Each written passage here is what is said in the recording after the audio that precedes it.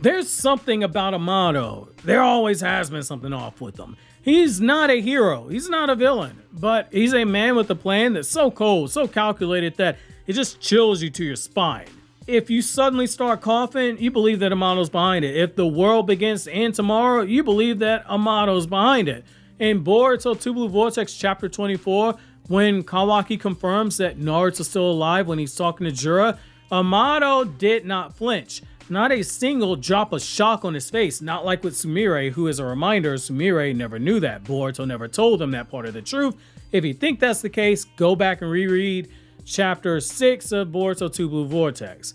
Go back and reread chapter 14 of Boruto 2 Blue Vortex. And the reason why Amado didn't flinch is because he already knew that stuff. He's been playing the long game, and that's what's been unfolding in the shadows ever since the day that Omnipotence rewrote the world. And today we're going to reveal how Amado figured out that truth about Naruto long before he ever inspected Kawaki's body, and why he's been hiding it on his own for his own gain. If you thought Amado was helping out Konoha out his goodwill, then think again. His only goal is the resurrection of his daughter. Everything else is just leverage. It's just manipulation.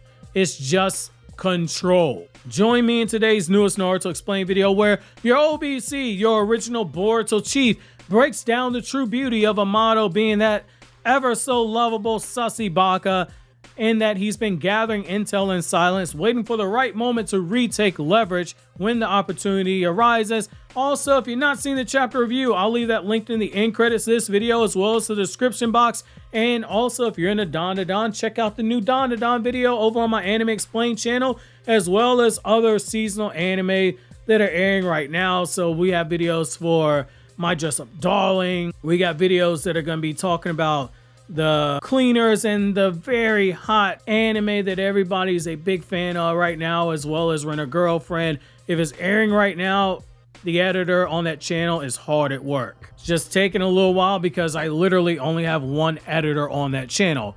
So let's start with what we've been told in the story itself. So in chapter 1 of Boruto 2 Blue Vortex, there's confusion amongst the Konoha villagers. If Kawaki's Naruto's son, why does he have a full body of ninja tech? That's what we were told that they were asking. Why does Naruto's son have the body of a cyborg that's remodeled by Amado? Cracks they're forming in Omnipotence rewritten lie. But eventually, even though Sarada was passing out photos of Naruto baby Boruto, people, they just accepted it. Then in chapter 5, Amado claims that after inspecting Kawaki's body during the time skip, when everyone had those questions, he discovered the truth. It sounds innocent, right? Except that was a lie. It is a cover-up. Let me explain to you why.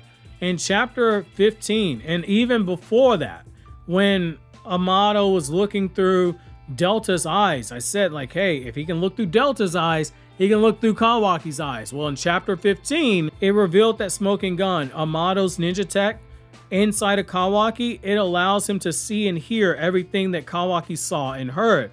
That means from the moment that Omnipotence occurred, Amado had full access to Kawaki's sensory world. Amado was in his lab when that happened.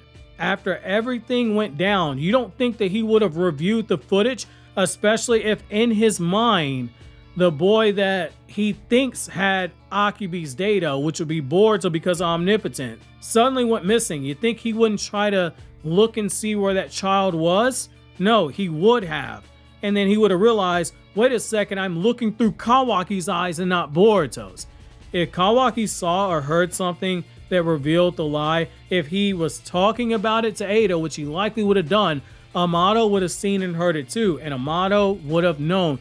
I'm going to keep this to myself and not draw any suspicion to me. This entire thing of he figured it all out when he inspected Kawaki's body, that doesn't hold water. He knew it from day one. And that brings me to Amado's motivation and why he would have taken this stance.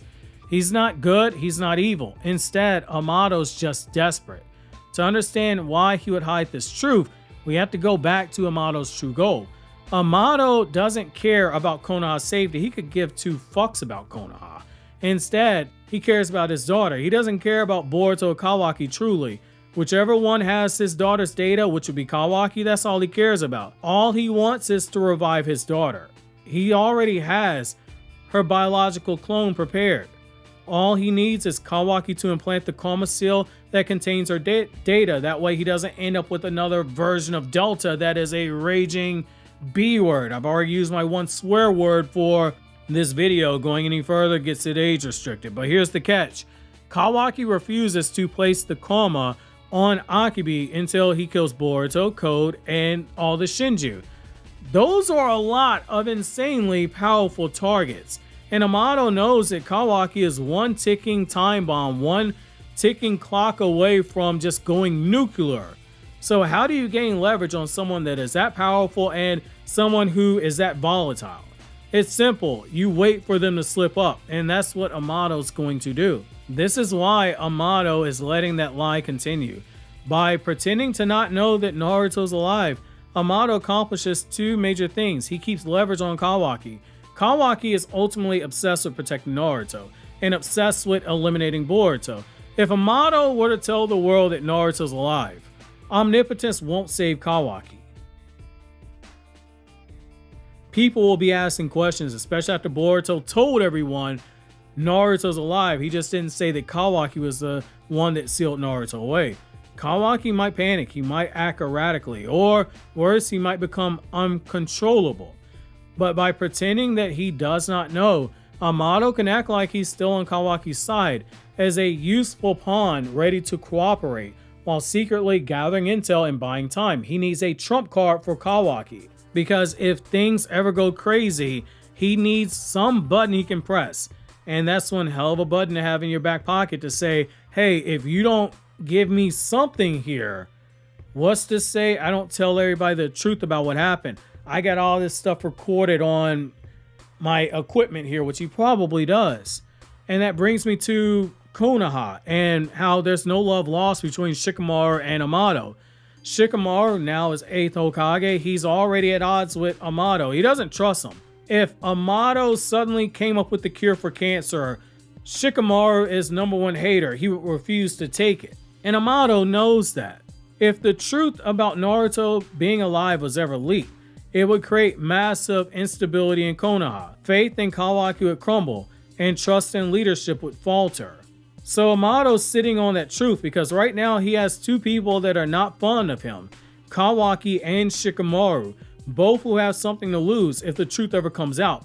This was set up in chapter 69 when Sasuke said, like, hey, people would have turned on Kawaki if they learned that you killed him. Boruto says it in chapter 15. I'm not going to let this information come out because the world, the village, can't necessarily handle that. That's a checkmate that is positioning for Amado. He is waiting for the right opportunity to play that leverage. In chapter 24, Amado's reaction tells us everything that we need. Let's go a little closer to that. Kawaki confirms that Naruto's still alive to Jura. Amado, no shock, no panic, just silent processing. For a man who has been faking ignorance for so long, that calm reaction says everything. He wasn't surprised because he already knew, and Sumire just happened to be looking at that footage, and we know that Amado has played Sumire before. And if Amado is indeed recording everything, which why wouldn't he now has extra ammunition because Kawaki tells Jura, you're not wrong about what you said. That moment has confirmed everything that we've been piecing together. Amado's long game, it is deeply layered. He's not broadcasting his cards. We don't truly know all of his motivations. He's holding them close. He's waiting for the right time to strike. He might be that Kabuto surprise that we're not paying attention to. Whether it's to push Kawaki into resurrecting Akibi, or it's to put Shikamaru in a corner should anything happen with Akibi's resurrection, Amado now has leverage on both sides. And that is what makes him the most quietly dangerous character in the series right now. Because he has the one thing that is the most valuable thing in life. He has leverage and he has options to use that leverage. And most importantly, he has the one thing that makes him extremely dangerous beyond that, which is he has something bigger than himself that he is doing all this for. He has the child who he is trying to resurrect if we take him at face value. And The one thing that you should see, just based off of everything that has happened in this Tsunagakure rescue arc that we just wrapped up, the theme of this arc was focused around love, the concept of love, and how love can make people do things that they otherwise could not do on their own, reach lengths and make decisions that would be out of character for them. The love for a parent for their child, like Naruto told Boruto, will make a parent do things that they otherwise would not be capable of. The same is true for Amado. So where does this all lead? Well, it's likely that in the future, Amado is going to use this information, either when Kawaki begins to lose control, or if Konoha says, oh my god, Kawaki's right, Akibi became an Otsutsuki, she needs to be destroyed. Amado might use that information to prevent Shikamaru from giving that order to destroy Akibi. And also remember, Amado has no allegiance to truth, justice, or even stability. His only allegiance is to his daughter. Everything else is pawns and knights on the board. Kawaki might be a god tier weapon. Shikamaru might be a Hokage, but Amado, he's trying to set himself out to be a kingmaker in the shadows. Maybe he's really a jester.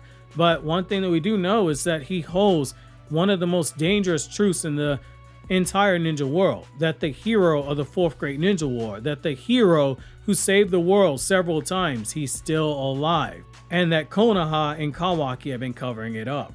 The next time he chooses to play that card, it might very well change everything. Obviously, if you enjoyed this video, consider subscribing, clicking here on the left to check out the chapter review, or click here to check out the other videos on my other two anime channels where I talk about non-Naruto content.